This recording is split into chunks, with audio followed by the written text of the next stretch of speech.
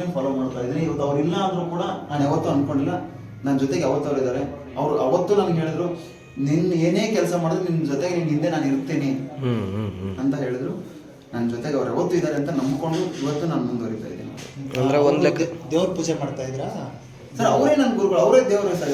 ಅವ್ರು ಇಲ್ಲ ಅಂದಮೇಲೆ ಅವರೇ ನನ್ನ ಗುರುಗಳು, ದೇವರವ್ರು ನನಗೆ. ಓಕೆ, ಅಂದ್ರೆ ಗೋಲ್ಡ್ ಸುರೇಶ್ ಅವರ ಒಂದು ಸಕ್ಸಸ್ಸಿಗೆ ಅವರು ಬಹುಮುಖ್ಯ ಕಾರಣ. ಮುಖ್ಯ ಕಾರಣ ನಮ್ಮ ಗುರುಗಳು. ನೋಡ್ಬೋದು ವೀಕ್ಷಕರೇ, ನಮ್ಮ ಗೋಲ್ಡ್ ಸುರೇಶ್ ಅವರ ಒಂದು ಸಕ್ಸಸ್ ಅನ್ನೋದೇನಿದೆ ಅದಕ್ಕೆ ಕಾರ್ಯಕರ್ತರು ಫುಲ್ಲು ನಮ್ಮ ಸರ್ ಅವ್ರ ಹೆಸರು ಫೋಟೋ ಇದೆಯಲ್ಲ, 2016-17 ತೆಗೆದಿರೋ ಫೋಟೋ ಅದು. ಹಾಂ ಸರ್, ಹಾಗಿದ್ದೆ ನಾನು. ಓಕೆ.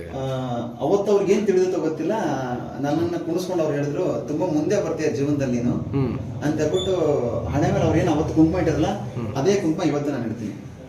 ವಾ, ಅವ್ರು ಕೊಟ್ಟಿರೋ ಕುಂಕುಮ ಇವತ್ತು ನನ್ನ ಮನೇಲಿ ಇದೆ, ಇವತ್ತು ನಾನು ಅದನ್ನೇ ಇಡ್ತೀನಿ. ಸರ್ ಅವ್ರ ಹೆಸರು ಗೊತ್ತಾಗ್ಲಿಲ್ಲ ನನಗೆ.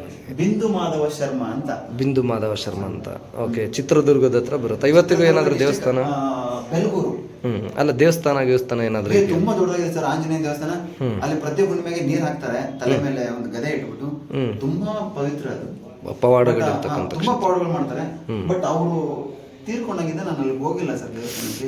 ಅವ್ರು ಇಲ್ಲ ಅನ್ನೋ ಒಂದು ಫೀಲ್ ನನ್ನ ಜೊತೆಗಿದ್ದಾರೆ ಅನ್ನೋ ಫೀಲ್ ಎಲ್ಲ ನಾನು ಇದನ್ನೇ ಬಿಟ್ರೆ ಅಲ್ಲಿಗೆ ನಾನು ಇವತ್ತು ವಾಪಸ್ ಹೋಗಕ್ ಹೋಗಿಲ್ಲ. ನಾನು ಇರೋ ಕಡೆ ಎಲ್ಲಾ ಕಡೆನೂ ಅವ್ರಿದ್ದಾರೆ, ನನ್ನ ಕಾರಲ್ಲಿ, ಮನೆಯಲ್ಲಿ, ಆಫೀಸಲ್ಲಿ. ನಾನು ಎಲ್ಲ ಹೋದ್ರೂ ನನ್ನ ಜೊತೆಗೆ ಇರ್ತಾರೆ ಅಂತ ನಾನು ಇದು ಮಾಡ್ಕೊಂಡಿದ್ದೀನಿ. ಅದನ್ನ ಬಿಟ್ರೆ ನಾನು ಅಲ್ಲಿ ಹೋಗಕ್ಕೆ ನನಗೆ ಒಂಥರ ಏನೋ ಒಂಥರ ದುಃಖ ಮನಸ್ಸಲ್ಲಿ. ಅವ್ರದ್ದೊಂದು ಸ್ವಭಾವ ಹೇಗೆ ಅಂದ್ರೆ, ಯಾರಾದ್ರೂ ಅವ್ರ ಹತ್ರ ಹೋಗ್ಬಿಟ್ಟಾಗ ಅವ್ರೊಂದು ಸ್ವಲ್ಪ ದುಡ್ಡು ಕೊಡುವಂಥದ್ದು. ಒಂದು ರೂಪಾಯಿನ ಕೊಡ್ಲಿ, 10 ರೂಪಾಯಿನ ಕೊಡ್ಲಿ, 100 ರೂಪಾಯಿನ ಕೊಡ್ಲಿ, ಕೊಡ್ತಾ ಇದ್ರು.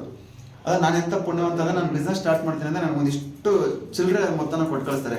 ಇವತ್ತು ನನ್ನ ಮನೇಲಿ ಇದೆ ಚಿಲ್ಲರೆ, ಅಷ್ಟು ದುಡ್ಡನ್ನ ಹಂಗೆ ಕೂಡಿಟ್ಟಿದ್ದೀನಿ. ಅದ್ರ ಜೊತೆ ಮತ್ತೆ ಹೊಸ ದುಡ್ಡನ್ನ ಆ್ಯಡ್ ಮಾಡ್ಕೊಂಡು ಹೋಗಿದ್ದೀನಿ.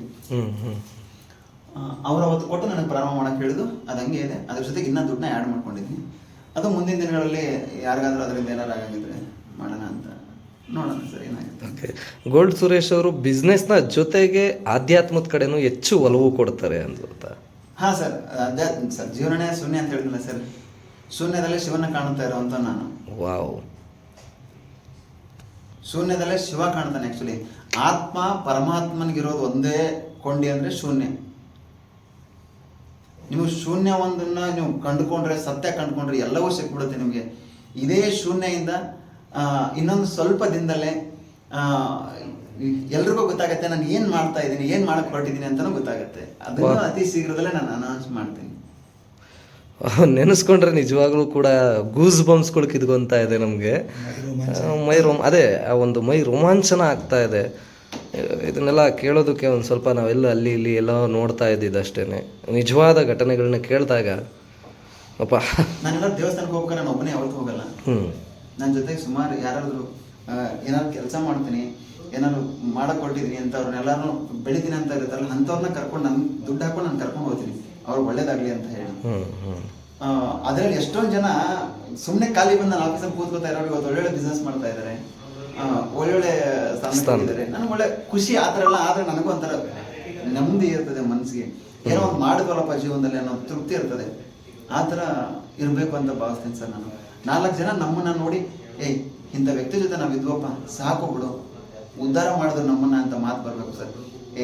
ಈ ವ್ಯಕ್ತಿ ಜೊತೆ ಯಾಕೆ ಇರ್ಬೇಕಪ್ಪ ನಾವು ಅನ್ನೋ ಮಾತು ಬರಬಾರ್ದು ಸರ್.